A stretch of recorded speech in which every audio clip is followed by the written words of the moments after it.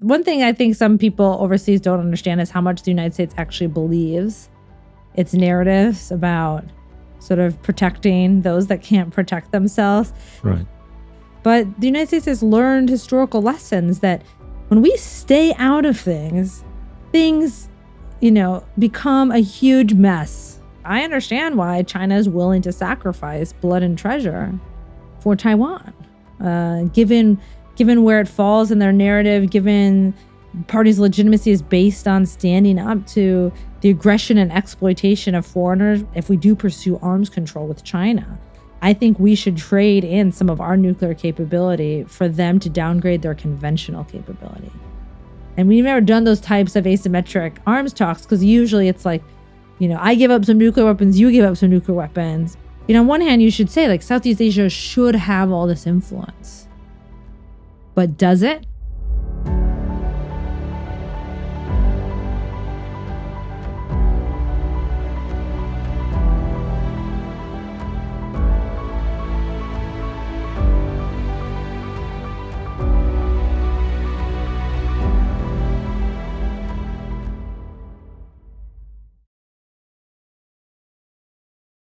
Hi, friends and fellows. Welcome to this special series of conversations involving personalities coming from a number of campuses, including Stanford University. The purpose of this series is really to unleash thought-provoking ideas that I think would be of tremendous value to you. I want to thank you for your support so far, and welcome to this special series. Hi, today we're with Oriana Schuyler Mastro, who is a courtesy assistant professor of political science at Stanford University, but also a center fellow at the Fremont Spokane Institute at Stanford University. Oriana, thank you so much for coming on to Endgame. Of course, happy to be here.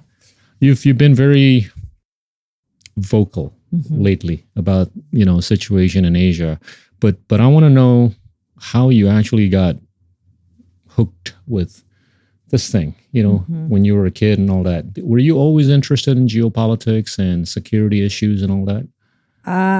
No, I would have to say, when I was younger, I played the piano very seriously. I originally I went to Stanford undergrad. I got in for piano and drama. I was kind of an artsy kid, came from an artsy household. I becoming more interested in the world because I spent my junior year of high school overseas in Italy. Oh. And that's the first time I'd really been overseas. And I was like, what is this about? So I did want to learn more languages because I do love learning languages. And so I started taking Chinese as an undergraduate. Wow. And from then, I went and spent some time in China and learned basically the language first. And it was looking more at history, literature, culture type of topics. And then discovered international security my senior year of college. And then obviously my whole life took a very different turn after that. Wow. And you're still active in the military in the U.S. Yes. So I'm a special type of reservist. It means I'm like a part-timer. I'm on duty about 3 months a year. So I don't do kind of the weekends or the 2 weeks, but I get called out to augment important missions. So of course, here with you, I'm speaking to you in my civilian capacity. And my views do not represent those of the U.S. government, the U.S. Department of Defense. Is it tough combining the two, being in the academic domain and in the military domain? Yes. The way that I do it, they also complement each other. Okay. A lot of my research questions are driven by questions I'm asked at the highest levels in the U.S. government, for which I feel like we have inadequate answers. And so that helps me do policy relevant research. And then to the military, what I bring is this expertise that is rare for junior officers of my rank to be able to go into government, right. Have the access and clearances that I can go in and help directly support versus writing an op-ed and hoping someone reads it and maybe makes a change. The real difficulties come in just the standard work-life balance of where do you find the time. So my daily schedule, it's like, 1 hour a day I'm on the phone with like a general, and then 1 hour a day I'm doing a podcast with you, and then I have to go teach, and then I do consulting. So kind of fitting everything, and then media appearances. So it's more fitting everything into the schedule can be stressful. But if I'm supposed to be a strategist on important issues like China and Asia, if I can't figure out my own daily schedule, then maybe people shouldn't trust me on the broader strategic issues. Well, I want to thank you for the time. I know you've been very, very, very busy. But how do you find China today versus how you saw China when you were first learning how to speak Mandarin? So I have to say, part of it initially, I went through a number of evolutions. Yeah. I think initially there was some naivete on my part, let me say, about the role of power in international politics. This is less about China and more that as a younger person, I thought I wanted to grow up to be the ambassador to the UN because I felt like the UN was the most powerful entity, in the international system. It was later when I got more involved in studying military capabilities that I realized how much the security realm can really drive politics overall.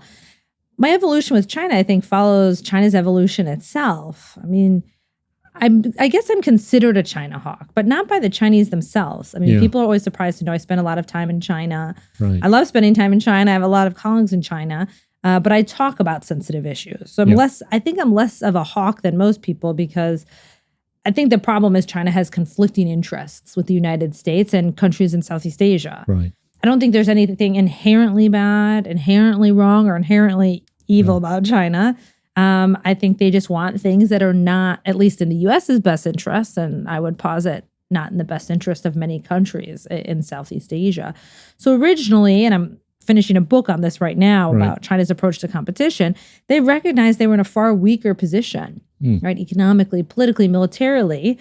And so they had to be careful in building that power in a way that wasn't going to spark really strong responses. And so what I argue is that they do things somewhat differently than the United States, because then we fail to recognize the challenge, whether it's Belt and Road Initiative or gray zone activities in the South China Sea versus direct seizure of islands, having strategic partnerships instead of alliances.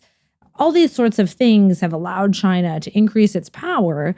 And then it's not surprising that it's now gotten to a level where it wants to be treated in its mind as an equal to the United States and doesn't want to be told what to do. And that's the stage we're at now, that, my senior colleagues would argue that they were just better at diplomacy than my generation is. I don't think that's true. They're like, oh, in the 70s and 80s, we were just so good at convincing the Chinese. I mean, the Chinese didn't have any choice but to listen to the United States then. And now they have a choice. And so I think that makes things a lot more complicated. You've written so many articles, one of which alludes to how conversations are costly, right? Explain that. Right. So I wrote a book. I have it here, on wartime diplomacy. Correct. So the question that I ask, people don't look at this as a separate issue, right? They assume like wars start, then there's some sort of negotiated end. Right. So I start with just this empirical fact that it's a separate obstacle to get countries to the negotiating table, that the strategic calculus that leaders make about whether to talk is independent from that of whether or not to actually end the war. If it wasn't, then we wouldn't see it be months, sometimes years between decision to talk and decision to end the war. This is very relevant now when we're talking about Russia and Ukraine, right? How do you get the two sides to the negotiating table? And so what I argue in the book is, first, what is the obstacle? The obstacle is that leaders think that their approach to diplomacy could hurt their fighting. We get it the other way around. I think it makes common sense. It's common sense that, maybe you're at the negotiating table, so you increase your bombing efforts or something to get a better deal. So we often think military impacts what you get at the table. But what I argue is that actually how you approach diplomacy might impact the war effort. For example, if you go and it looks like you're willing to end this war, compromise, with your enemies, it's possible that the people who are fighting for you might be like, why am I fighting this right now? Right? Are you going to end this war quickly? The opponent could, and this is the main driver, your opponent might think his strategy is working, right? If they're attacking and you're in this war effort, saying, suing for peace might suggest things aren't going well for you. And so the other side might think, actually, this is a great time to really hit them hard. And so it's really this fear of escalation that keeps countries from talking. And so in the book, I go through a number of cases in Asia of wars there. And I have an article that goes through one conflict that's relevant to Southeast Asia, the 1979 war between China and Vietnam. Right. And basically show that until states can get over this fear that a willingness to talk will look weak and encourage their opponents to increase the violence against them, we don't see talks. And so I have a number of suggestions of like how we get there, but it's sort of first identifying that primary challenge. What are some of your suggestions? Well, first and foremost, I think a country like the United States, which fights a lot of wars, Right. So it might be more useful for us than other countries, but I think we should have a blanket policy that day one of any conflict we're in, we're willing to talk. What this does is it takes away the information. Yeah. If you're always willing to talk, then that switch from no, I'm not to I am doesn't tell you anything. Mm. While that switch could tell you, I kind of want out of this war. It's not going well if you make that switch later. So we have some of these policies, like we don't negotiate with terrorists, right? That's like a blanket policy. Right. We could just have a policy that for all conflicts in which we're a part of, the United States is always open to negotiations from day one. Another thing, and this is more relevant for not great powers fighting, but smaller countries, is often having a mediator that has some influence in the conflict to one, give you some deniability, but two, maybe offer positive incentives so that countries can be like, well, yes, I feel like this war is going great for me, but you're giving me this benefit. So, okay, I guess I'll talk. So it allows you to deflect that sign of weakness. So in historical cases, like in the war in Korea, for example, China reached out to the Soviet Union and said, hey, can you propose talks to the United States? See how the United States read it, responded. If it looked like the United States was going to think China couldn't continue fighting or something, then China could easily also say, no, we don't want to talk either. This was the Soviets' own initiative. So it gives a different and unique role for mediators to give deniability to the different countries involved. And if it's powerful enough, provide guarantees that an escalation of violence will not occur once the sides agree to discuss the issue at hand. I want to ask you about how China has become a lot less collective in terms of its leadership and how that would impact the view taking by Japan, South Korea, the United States with respect to what's going to happen with Taiwan. What is your assessment or view on this? So I know how in the West, in particular, in the United States, obviously, democracy is the best of all systems. And so there is this viewpoint that some sort of democratic consultation, more players involved, the more likely you are to get to the best result. It is true that with democracies, you have less variation. I'd like to say with like autocracies, you can have like really bad. You can also have good. Yeah. The problem is it can be unpredictable and that variation is huge. With democracies, the variation is much less, but sometimes it's kind of like, it goes from good to a little bit better. Incrementalism. But incrementally. Yeah. There are downsides in a decision-making process for a war and a democracy, right? The time it takes to deliberate. One of the main issues for the United States is how long it takes us to get to Taiwan's aid while, Xi Jinping can make this decision on the dime. So on one hand, people say that he might have, not useful information. He's personalistic. So maybe he's going for something like Taiwan for personal reasons. And so he's not weighing costs and benefits to the country at large. And then that is difficult to deter, right? Because it's hard to impose costs on the individual versus the country. I have to say, in the Chinese system, I don't really see that right now. Xi Jinping has been very clear to his military that he wants to hear more about their failures and successes. In Chinese military writings, they're very open about where their weaknesses lie and how to fix them. So I don't think that Xi Jinping is just getting don't worry, boss, everything's going really, really well. He is also getting we're not ready yet for Taiwan. This is what we need to do to get ready. The Chinese military has also undergone this massive military reform process, which has led them to now be close to having the military they need.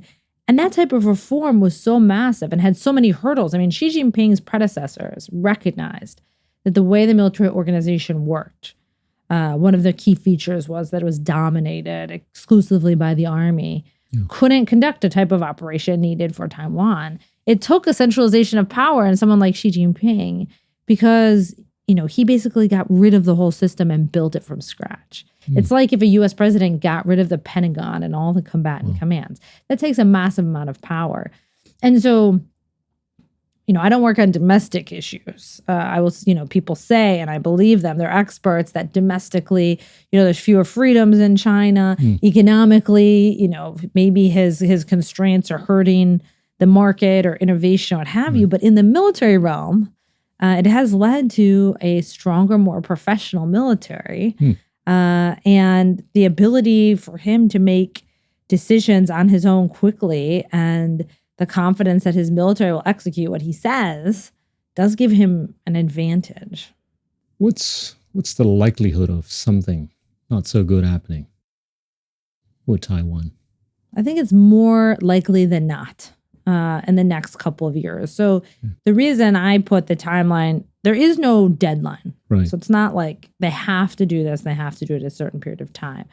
I do agree with kind of the 2027 timeline, but that's more connected to Chinese military capabilities. When after a series of exercises, I think the reforms will be, in place smooth enough that they'll be able to do an amphibious landing on Taiwan successfully.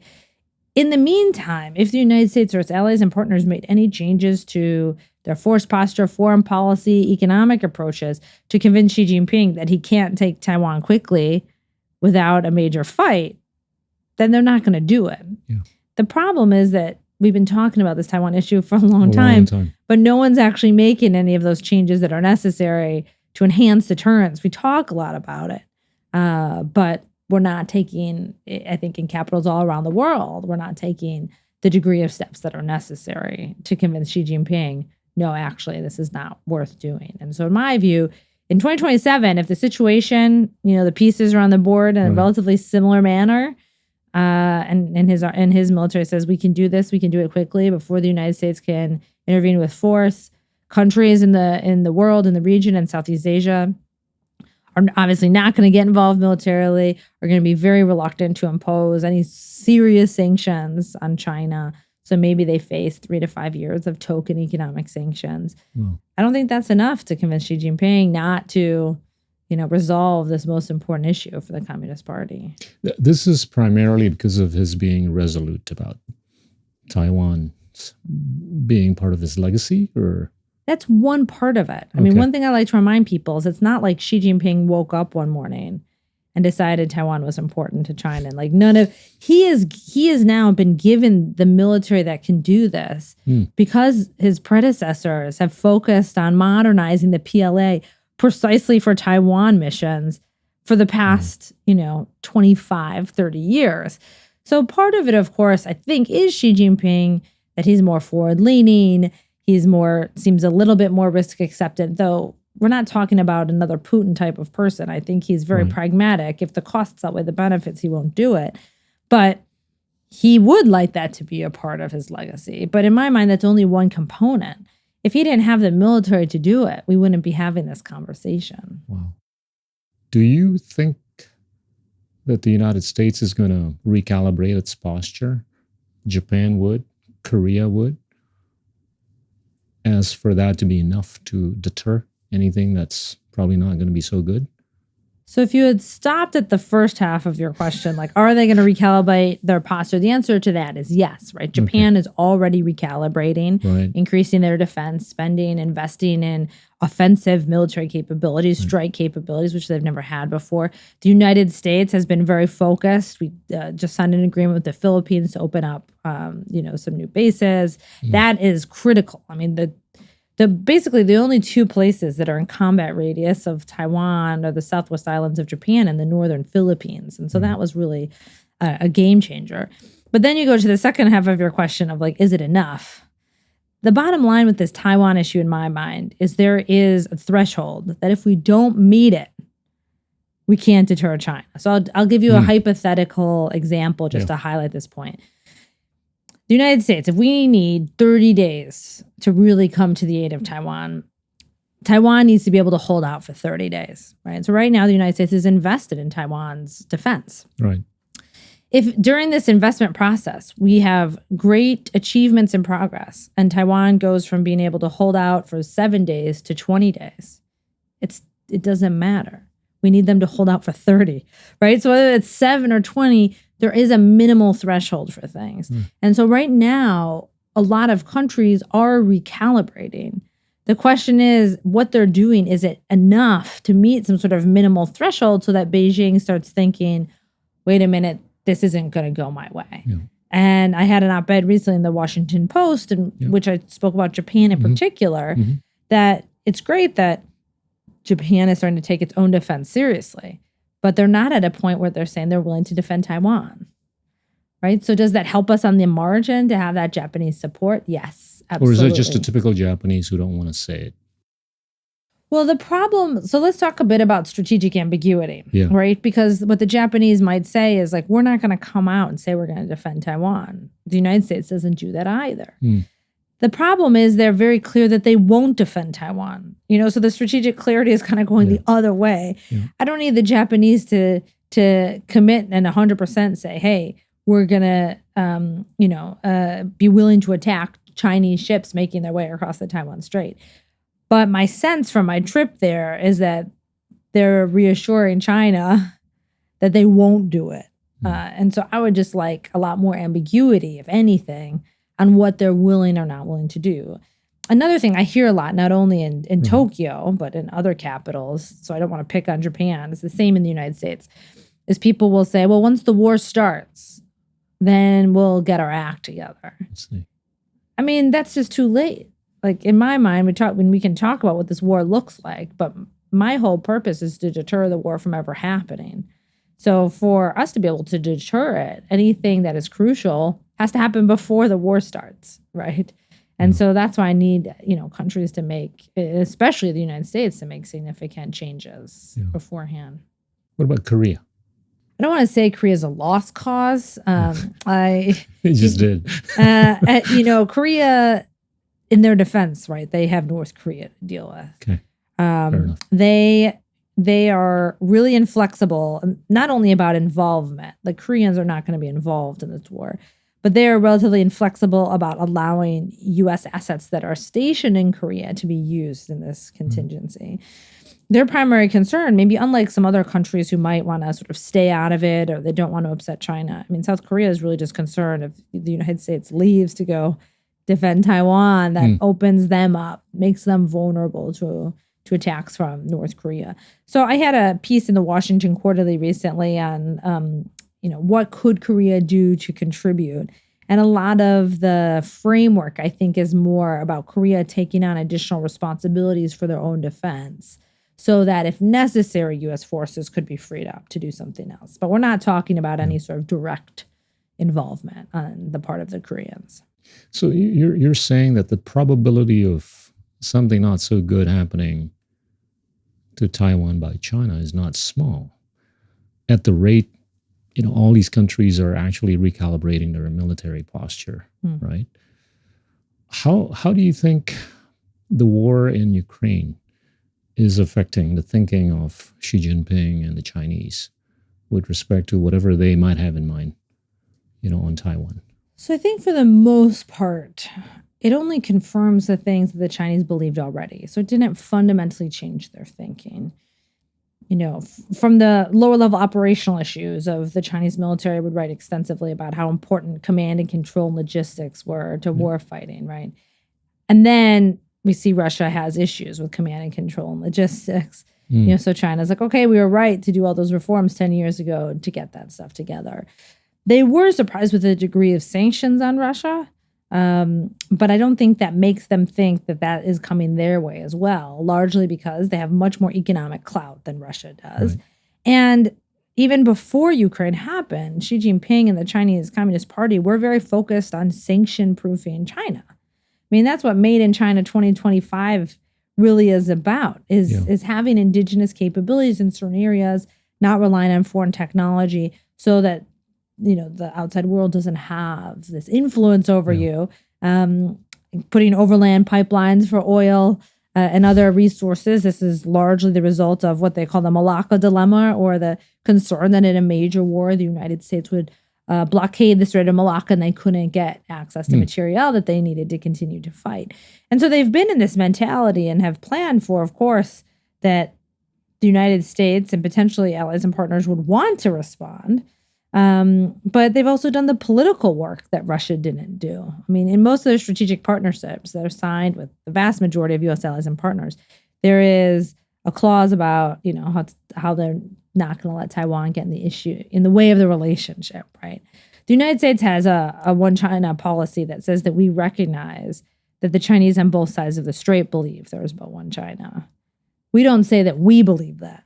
Right. There's nuance there. But there's some countries around the world that have a different kind of one China principle in which they say, yeah, Taiwan is a part of China. And so then politically, there gets to be these questions of like, so wait, why would we fight China if they take Taiwan, if we have said that Taiwan is already theirs? Right. So they've done Right. that political work as well. Yeah. To decrease the likelihood Right. that countries would come to Taiwan's support. I mean, even Japan has this 2015 law on collective defense that they would say, doesn't apply to Taiwan because Taiwan's not a country. So there's a lot of this that makes China's position on Taiwan different and stronger in some ways than. Russia didn't prep the battlefield, I think we would say in like military terms. They didn't prep the battle space enough before they went in, but China's been focused on this issue for decades.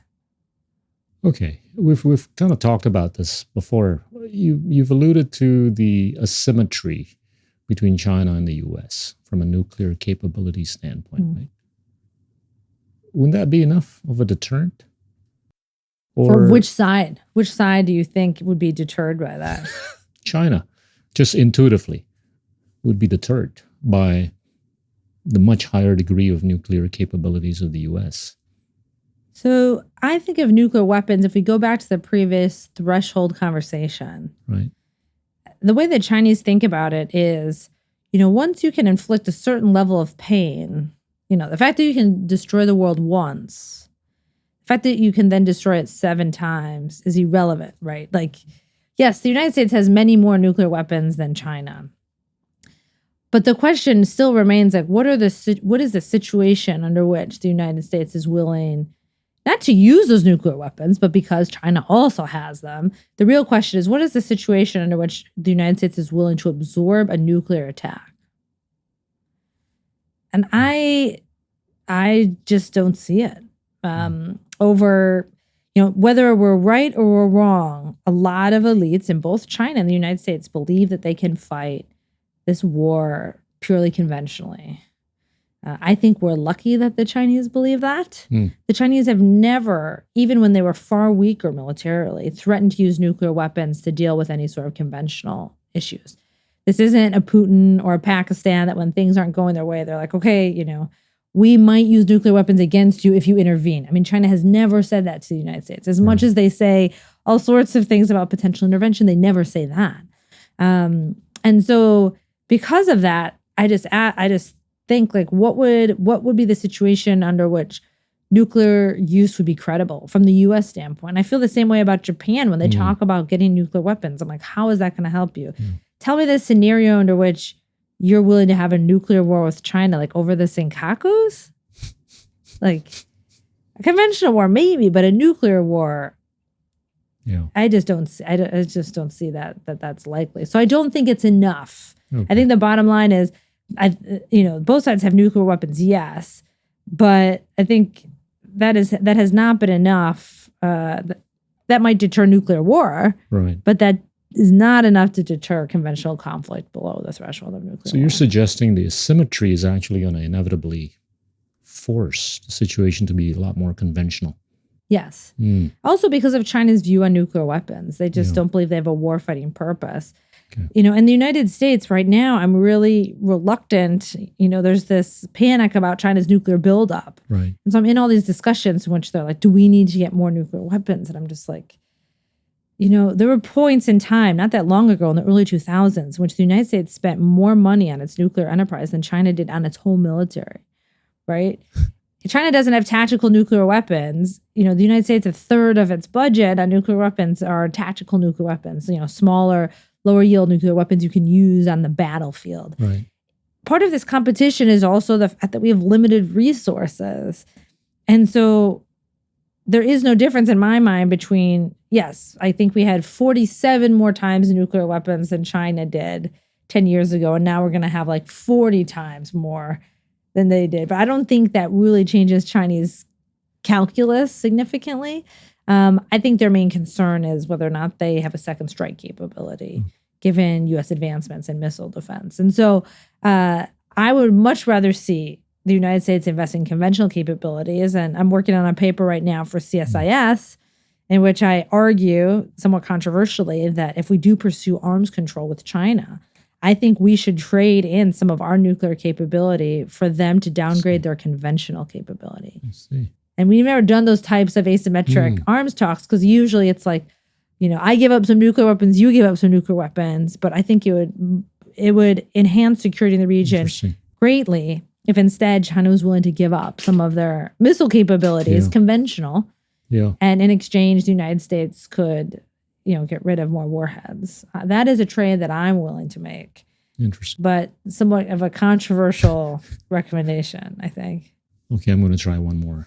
If we take a look at, I'm going to try to, figure out ways that would deter this. Right? Oh, there's so many. If you take a look at the collective trade between the two countries, we're talking about $700 to $800 billion, right?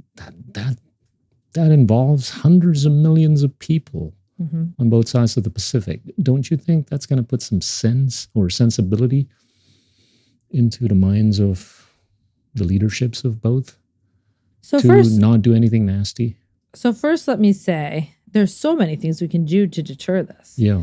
I mean, that is like the number one part of why this is so frustrating. I think we started this conversation with Actually, if you keep talking about this, it's probably going to help deter. I think you initially said that I'm very vocal on these issues. I think that's like the nicest way that someone has put my position, on the sense of urgency that I'm creating, because there's so many things the United States could do. As I've argued, if Japan said it would defend Taiwan, that's enough. If the United States was able to develop intermediate range ballistic missiles of significant numbers and put them in range of the Taiwan Strait, that would be enough. Right. If the United States, deployed enough forces in southwest of Japan and in that northern Philippines area, and in particular anti-ship capabilities, probably mostly submarines, more torpedoes, if we just managed to build more munitions so that we had enough munitions to sink the ships we have to sink, that would be enough. If countries said, we're not going to trade with you, China, if you attack Taiwan, that is more than enough. So the saddest thing about all of this is, it actually is really easy to deter China. And if this war actually happens, beyond the devastation of the war itself, I don't see a world in which if the United States is involved in the war in any way, that we have a relationship with China, which is like the saddest part of all of it. Because even though our countries have some conflicts, at this stage in our competition, maybe this is anecdotal, but I don't sense any ill will between the people of China and the people of the United States. Right. When I'm there, I talk to my colleagues and friends and we're kind of like, yeah, we don't see eye to eye on this issue, but, it's great to see you. Have a drink with them. And we're still at that stage.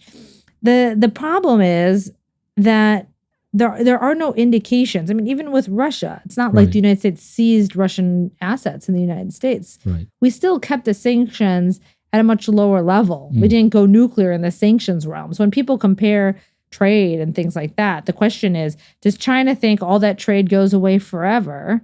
Or is it just momentarily disrupted during the course of the conflict? I mean, most large political science studies show that even in the largest scale of wars, like World War I and World War II, on average, it takes economies 5 to 7 years to go back to their previous pre-war levels.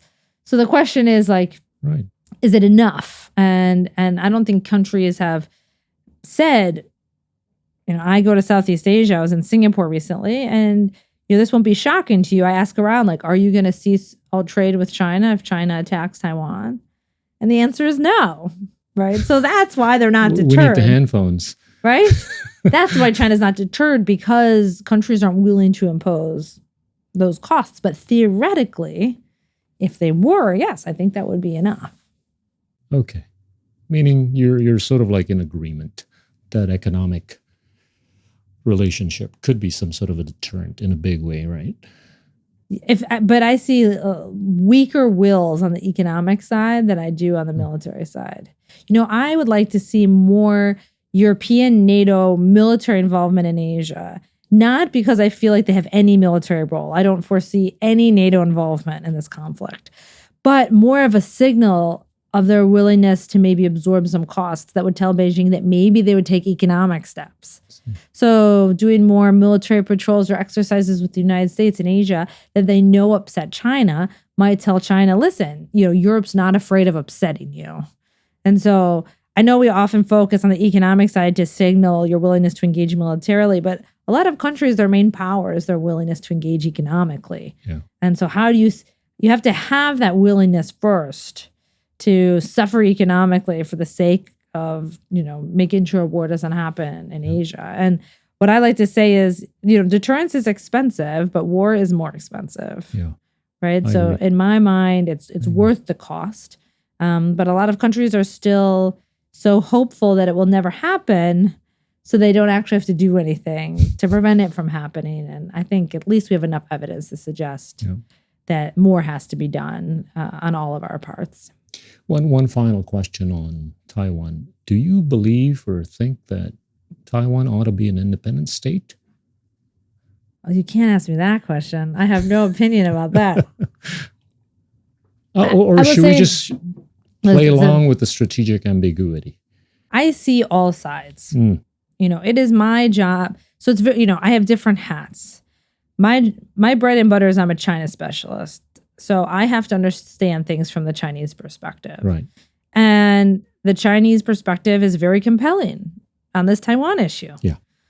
I understand things from the government of Taiwan's perspective. They're over there doing their thing, and they don't, want to lose that freedom, especially the political freedom that they have. Like, I get that. I also get that the majority of the people in Taiwan maybe don't want to fight and lose their lives over that because they have no access to weapon or training. So what do we expect them to do against what is now one of the strongest militaries in the world if they're invaded? You get the U.S. perspective that, one thing I think some people overseas don't understand is how much the United States actually believes its narratives about sort of protecting those that can't protect themselves. Right. There's always this view that we're very geopolitical, right? Like this is for the oil and this is for this and this is for that. But there's actually this very deeply held belief of like, the United States is the one that makes sure that the world doesn't just go down a dark, dark hole, that we're not in some sort of Hobbesian state of anarchy. And it's our job to protect those that can't protect themselves. And like, who are we as a people if we think freedom is only for us? So I get, I get the U.S. perspective as well. That's what makes this so very difficult to, wrap your head around. It's not the case that, no one, one side is clearly right, one side is clearly wrong. I understand why China is willing to sacrifice blood and treasure for Taiwan, given where it falls in their narrative, given parties' legitimacy is based on standing up to the aggression and exploitation of foreigners. What is more of a symbol of the aggression and exploitation that they've had to suffer than the fact that Taiwan is still not a de jure part of China, whether it is the Japanese first taking Taiwan in their view, and then the United States supporting the nationalist government, which did not have the support of the Chinese people.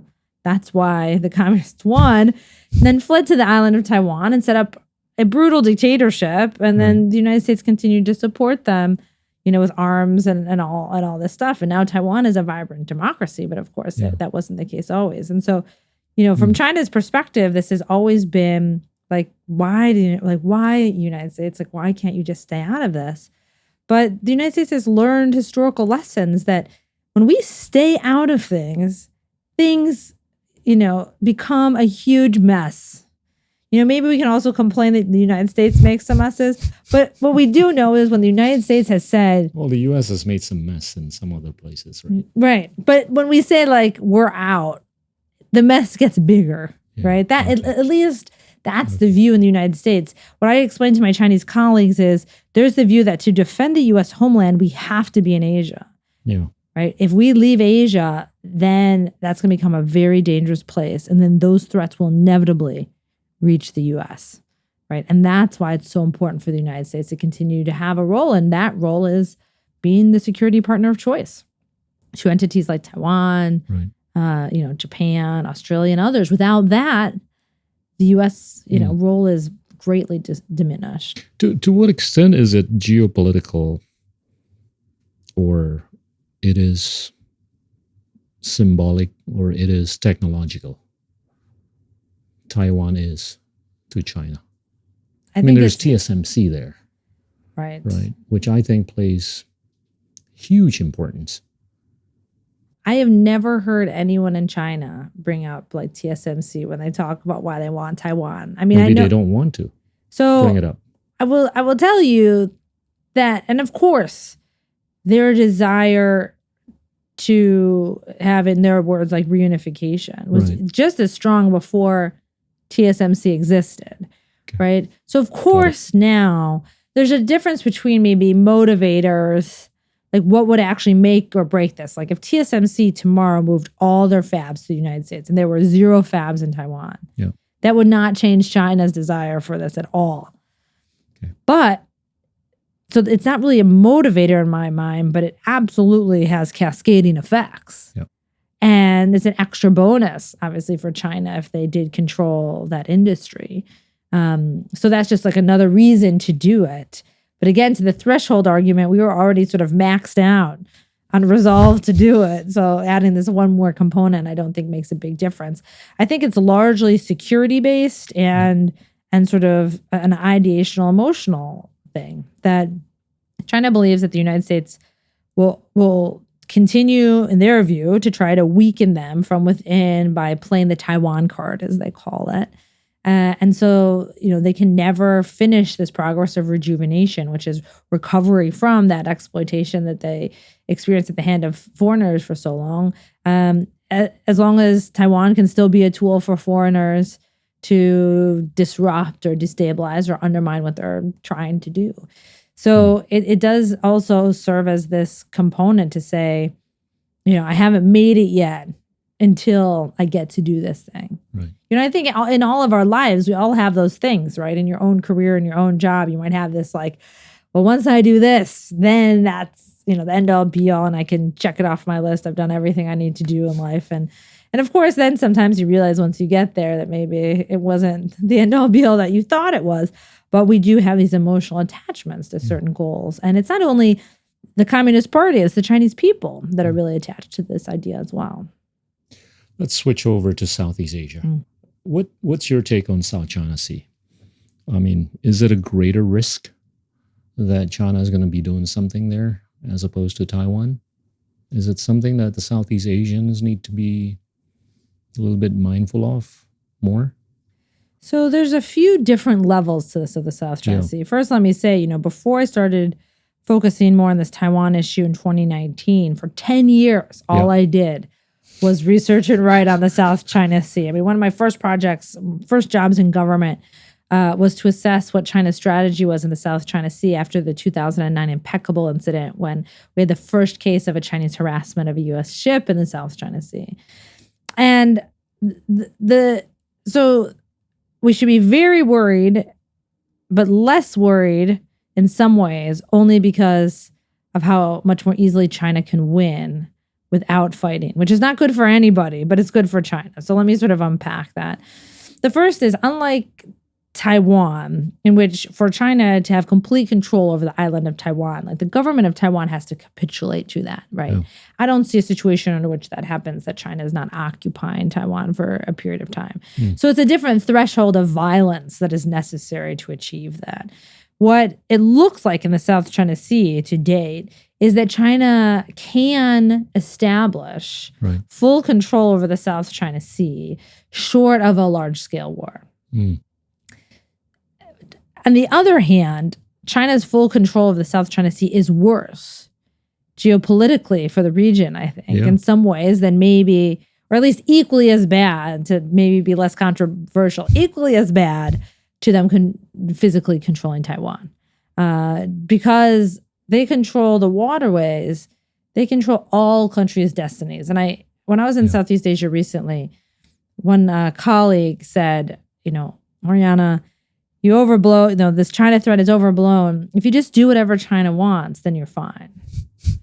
And I could do nothing but agree with that statement. That is true. Yeah. And I admit that different countries might have different levels of acceptance of how much a foreign entity can control their destiny. I guess it depends on whether or not you're a claimant, right? I don't think so. Because for China, it's actually not about the islands, right? It's about controlling the South China Sea. And if you're a country like Indonesia, Yeah. I would suspect that you get a lot of what you need Yeah. by ship. Yeah. And if China gets to decide whether those ships come to you, and we know that when China has power and you do something they don't like, it doesn't end well for you, right? So that might be, some countries might say, listen, I would rather live at the whims of China and not fight a war with China than try to stand up to China and fail. I will tell you from the U.S. perspective, the United States of America has 0% tolerance for foreign governments to determine our future, right? We have that luxury as For a long time. the most powerful country in the world. And sometimes we forget Right. that not all other countries have that luxury. I talk to people in the region and they're like, well, it's either the United States or China dictating things to me, but someone's dictating to a degree, what can and can't be done. So I think this is a broader question. And so for the South China Sea, that's what it's about. It's really about the sovereignty of countries to make the choices that they feel are best for their people and their futures without having to worry about what China's going to do about it. And so every country is going to make their own decision on that. But China's control over the South China Sea is going to that will make China the hegemon in Asia, and the United States will have a difficult time supporting countries. Now, on the other hand, the reason, so I'm more concerned because it's so impactful, because I think China can achieve it without a huge military battle.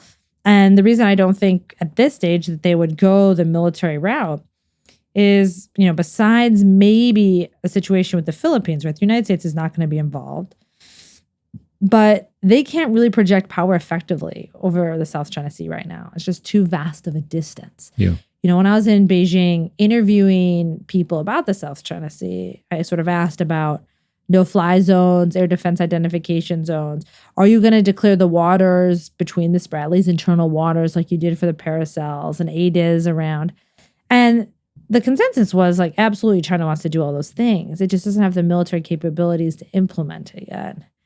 And so I think this is a similar thing that in around 2019, 2020, we started to panic about Taiwan because China's military capabilities was bringing a few things online that suggested they might be able to do this pretty soon. So with the South China Sea, things are just delayed. Probably in 10 years from now, we're going to be having the same conversations of China can take all these islands by force. They can push everybody out. They can control all the waterways. They could, defeat the United States. So now we're all worried. But right now, if the United States were involved, they would have serious difficulties achieving their military objectives. Is that likely to happen? That the U.S. be involved? I think the U.S. position on the South China Sea, though we tie it to our alliance commitments, is actually not about our alliance commitments. This is Oriana Master's view. Don't quote the U.S. government on this, but it is about the U.S. role in the region and our ability to protect our own interests and security. And given what it means for China to be able to control the most dynamic, economically important place in the world for the United States, I think that is something that we want to prevent from happening, regardless of whether it's the Philippines that they attack, or it's Vietnam that they attack, or it's Indonesia that they attack. I think the United States it's still in the U.S. interest, as they say, to maintain a free and open Indo-Pacific. I think it's safe to assume that most Southeast Asians just don't think something bad's going to happen in the South China Sea. That's the psyche on the ground. You know, whether or not it's going to happen, we don't know, right? But Well, I guess it's like, what does bad mean? I'd be very surprised. Like like you what alluded does China want? This, like, what is the viewpoint of what China wants in the South China I mean, Sea? if China goes to the extent of controlling traffic on the water, and the other observation that I can share with you is that most Southeast Asians don't feel that they got to choose one or the other, whether they got to use a Huawei or an iPhone. It's like we seem to think that we're going to have the optionality for a long time. So the first thing I will say is that by not choosing is choosing. Because what China wants is neutrality. Yeah. Right? China So wants it favors them. So it favors China. Right. You know, China is asking countries, okay. just don't do anything. So when countries say, okay, we're not, we're just not going to do anything, China's like, great, I'm glad we're all on the same page with that. That's what China needs to win, right? China needs countries not to stop them. That in some ways is an easier ask than what the United States needs, which is countries to support the United States in its efforts to, push back on Chinese aggression. So China's ask is much easier, is a lot less risky than what the United States is asking, granted. But it is a choice, right? Okay. But it's a region of pretty large scale, right? We're talking about 700 million people with $3.5 trillion worth of economy. Yeah. I just don't see Southeast Asia being able to be pushed that easily into thinking nothing's going to whatever. So I am not an expert on Southeast Asia, but let me just say a few things. The first is my sense is, from what I know, that Southeast Asia is not acting in a coordinated fashion, the degree to which we would talk about a NATO on the military side or a European Union on the economic side. We don't have a supranational type that is acting as a block in predictable and credible ways. So when you talk about the amount of people on scale or the amount of trade on scale, the question is that how China and the United States thinks about it? Like, we do something wrong and we either gain or lose the support of Southeast Asia. Not I think for the most part, there's this view that you can pick people off, pick countries off, right? And say, oh, I got this country, you got that country, type of things. The other thing I will say, and this is a broader question for people working on Southeast Asia, there's some countries that we say like punch above their weight. Given all the stats we know about Southeast Asia, if I could make an initial assessment, I would say that Southeast Asia punches below its weight. Yeah. And so the question is, on one hand, you should say like Southeast Asia should have all this influence. Yeah. But does it? And if the answer is no, then the question is why? And but that's historical, cultural, right? That's how we've been able to eschew fatalities. Agreed. But when we you come to great power, we don't. When you come to great power competition, right? Like, what was China's changed its approach completely 25 years ago. That's how it went from, being a country whose economy was smaller than France's, its military was smaller than that of Taiwan's, right? To being the powerhouse it is today. Yeah. If anything, if there's just one takeaway that I have from my research on my current book is that you have to think in an entrepreneurial and different way. When I hear things, whether it's at Stanford or in government, I'm like, well, why do we do this? Well, it's the way we've always done it. I have zero respect and patience for that. Like, to me, that is like the most non-answer answer. Yeah. It means that you have no reason to do this thing. Like, give me the stats. Give me, like, has this worked? Does it work for the United States to do the following? Yeah. And how do we know? And have we ever tried anything different? And so we're entering a new realm. And maybe in that realm, Southeast Asian countries want to continue this policy of, not choosing, not having to be involved. But what I would posit is that even if that is the strategic end you want to achieve, as the international environment changes, your policies and your approaches are going to have to change to achieve the same goal that you've always wanted to achieve. If you just want to be chill and stay out of it, you're still going to have to do things differently than you've done the past couple of decades to be able to reach that stage. Fair. But you've got a guy that earns $1,000 a year, not a guy that earns $72,000 a year. It just seems kind of tough to get everybody in the same room to try to project, some sort of a great power capability in a collective manner. I mean, China, when we talk about military fight, we talk about unit cohesion, right? The idea of getting everyone to believe they're on the same team. Yeah. I mean, China is so obsessed with this idea that they only have one time zone. When you're in like Tibet or Xinjiang, it helps if the society is homogeneous, right? Or if you create even a false sense of homogeneity, okay. Right? Like, I will tell you, like, China obviously has what they say 52 ethnic minorities. Right. I wouldn't support their approach to how they promote homogeneity. But even in the military, when people talk about, as a woman, they're Han for the most part, right? 90-something percent, 99%. Right. So you have sort of how to deal, and a lot of times the approach to homogeneity, and again, not to say that this is the way to go, but I just think of like the U.S. military. Yeah. People always say how women have been incorporated in the military, but women have been incorporated by making us masculine. Like, why do we have to have a 3-year debate about whether we can wear ponytails? I think it's pretty clear that, like, all of a sudden the fact that, like, we have longer hair, it's like disruptive to everyone. I mean, we're supposed to look and act and talk the same way as men. That's how they did that, right? And so I'm not an organizational theorist or what have you, but there seems to be, with the European Union, obviously trying to appeal to some sort of higher purpose, higher something, have better coordination mechanisms, something, so that the European countries decided that they would have more power as a bloc, and they do, economically at least, than the EU.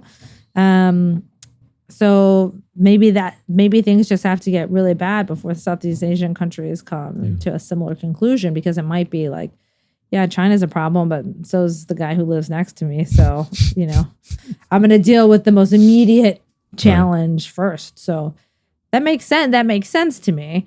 I think what the United States is trying to do, and if we do it right, is to give countries like in Southeast Asia the idea that what the United States provides is ability to make those sovereign decisions.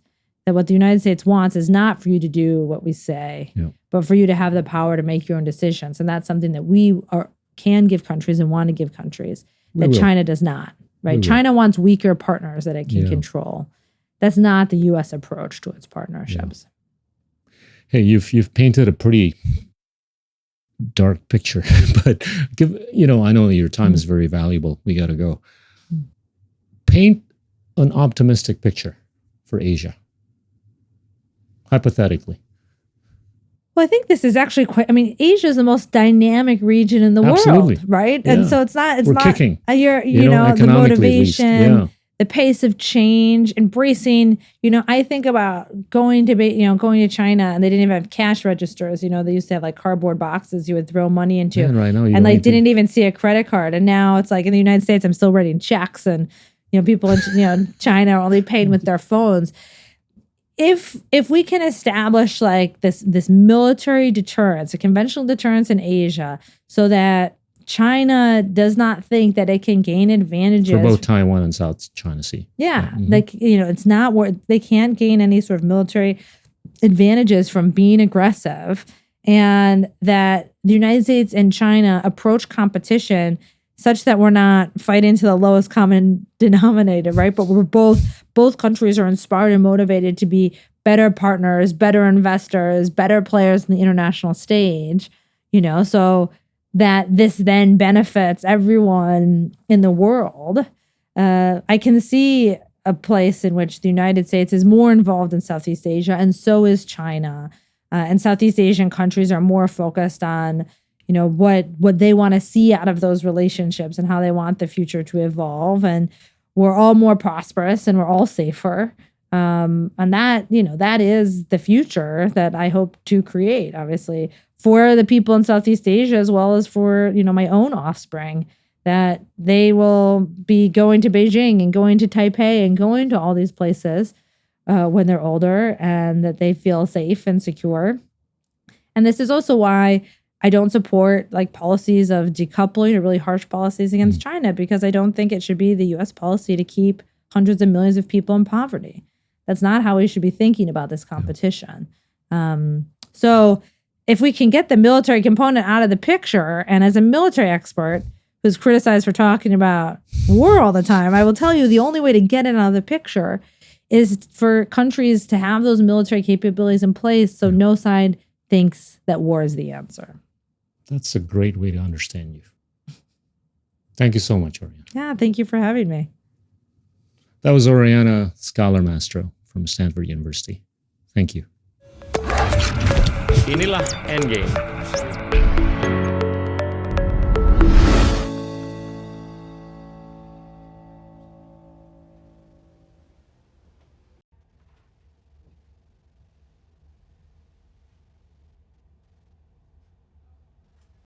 Banyak orang di Instagram bilang saya mirip Adipati Dolken. Si Jimmy ya? Belum ngobrol sama Mas Jimmy.